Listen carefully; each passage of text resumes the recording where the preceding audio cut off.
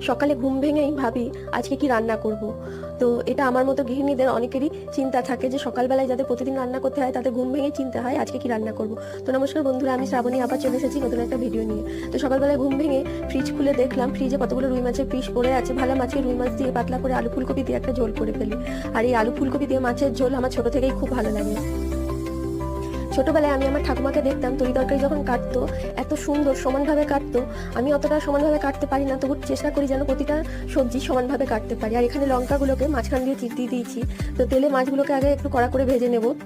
যে কোনো সবজি যত নিখুঁতভাবে কাটা হয় সেই রান্নাটাও কিন্তু খুব ভালো হয়। তো মাছগুলোকে এখানে ভালো করে লাল করে ভেজে নিয়েছি। আর এদিকে কড়াইয়ে কিছুটা কালো জিরে, শুকনো লঙ্কা আর কয়েকটা কাঁচা লঙ্কা ফোড়ন দিয়ে দিয়েছি। তারপর আলুগুলো তেলের মধ্যে দিয়ে আলুগুলোকে আগে একটু লাল করে ভেজে নেব। আর আলুগুলো লাল হয়ে ভাজা হয়ে গেলে তারপর ফুলকপিগুলো দিয়ে আবার একটু ভালো করে ভাজবো। আমি ফুলকপিগুলো আগে তেলে ভাজিনি, কারণ আগে তেলে ভাজলে না ফুলকপিতে অনেকটা তেল টেনে নেয়। ওই জন্য আলু ভাজার পর ফুলকপিটা দিয়ে ভেজে নিচ্ছি। তারপর আমি এদিকে একটা বাটিতে আদা জিরে বাটা নিয়েছি, নুন নিয়েছি, হলুদ গুঁড়ো নিয়েছি, সেই সঙ্গে লাল লঙ্কার গুঁড়ো নিয়ে নিয়েছি। তারপর জল দিয়ে মশলাটাকে একটু ভালো করে গুলে নেব। এদিকে মশলাটাকে গুলে কিছুক্ষণ রেখে দেবো। তো আলু ফুলকপিটা খুব ভালোভাবে ভাজা হয়ে গেছে। তারপর যে টমেটো কাঁচা লঙ্কাটা কেটে রেখেছিলাম সেটা আলু ফুলকপির মধ্যে দিয়ে একটু ভালো করে নাড়াচাড়া করে নেব। এরপর দুটো মিডিয়াম সাইজের পেঁয়াজের আমি পেস্ট করে রেখেছিলাম সেটা আলু ফুলকপির মধ্যে দিয়ে ভালোভাবে নাড়াচাড়া করবো। আর পেঁয়াজটাকে একটু লাল করে ভেজে নিতে হবে। তারপর যে মশলাটা গুলে রেখেছিলাম সেটা আলু ফুলকপির মধ্যে দিয়ে দেবো। আর বাটিতে যে মশলাটা লেগেছিল ওই জন্য একটু জল দিয়ে গুলে সেই বাটি ধোয়া জলটাও আমি দিয়ে দিলাম।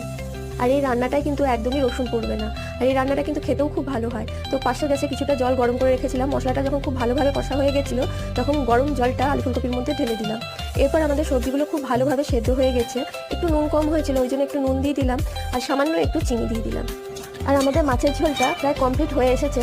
এরপর মাছগুলোকে এক এক করে ঝোলের মধ্যে দিয়ে দেবো। তারপর 10 মিনিট মাছের ঝোলটা খুব ভালো করে একটু ফুটিয়ে নেওয়ার পর গ্যাসটাকে বন্ধ করে এরপর গরম মশলা গুঁড়ো দিয়ে দেবো।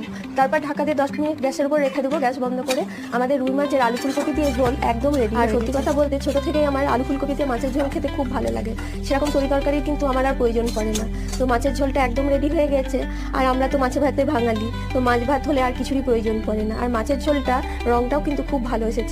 সঙ্গে একটা কাঁচা লঙ্কা নিয়ে নিয়েছি আর কিছুটা ঢ্যাঁড়স ভেজেছিলাম আর সেই সঙ্গে কিছুটা শসা নিয়ে নিয়েছি। আর সত্যি কথা বলতে দুপুরের খাবারে একটু মাছ না হলে যেন ভাত খেতে ভালোই লাগে না। তো দুপুরের খাবারটা সেরে নিলাম আর আজকের ভিডিওটা এখানেই শেষ করছি। আবার দেখা হবে নেক্সট কোনো ভিডিওতে। আর আমার এই ভিডিওটি যদি ভালো লাগে অবশ্যই কমেন্ট করেন।